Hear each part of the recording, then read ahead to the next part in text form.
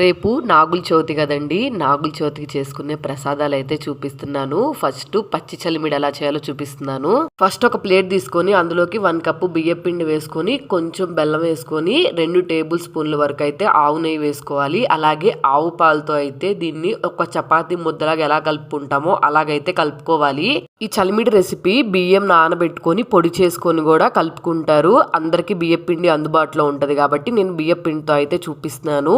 ముద్దలా కలిపేసుకొని పక్కన పెట్టుకోవాలి. నెక్స్ట్ పానకం అయితే చేస్తున్నాను. ఫస్ట్ ఒక గ్లాస్ తీసుకొని అందులోకి గ్లాస్ నిండా వాటరు, అలాగే కొంచెం బెల్లం, తీపికి సరిపడినంత బెల్లం వేసుకోవాలి. నెక్స్ట్ అలాగే కొంచెం ఒక 1/2 టేబుల్ స్పూన్ మిరియాల పొడి, ఒక 1/2 టేబుల్ స్పూన్ ఇలాచీ పొడి కూడా వేసుకుని బెల్లం కరిగేంత వరకు అయితే పక్కన పెట్టేసుకోవాలి. అలాగే ఒక 1/2 కప్ అయితే పెసరపప్పు అయితే నానబెట్టుకొని నానిన తర్వాత అయితే గిన్నెలో పెట్టుకొని పక్కన పెట్టుకోవాలి.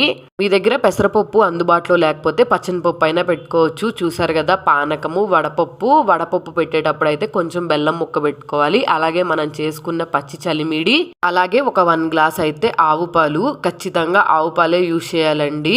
ఇంకా నైవేద్యంగా ఏమైనా ఫ్రూట్స్ పెట్టాలనుకుంటే ఫ్రూట్స్ పెట్టొచ్చు. ఇంకా కొన్ని చోట్ల అయితే చిమ్మిడి ఉండలను కూడా పెడతారు. నువ్వులు బెల్లంతో చేస్తారు. మా సైడ్ అయితే అవి పెట్టరు, ఇవే పెడతారు. అందుకే ఇలా అయితే చూపించాను. నచ్చితే సబ్స్క్రైబ్ చేసుకోండి.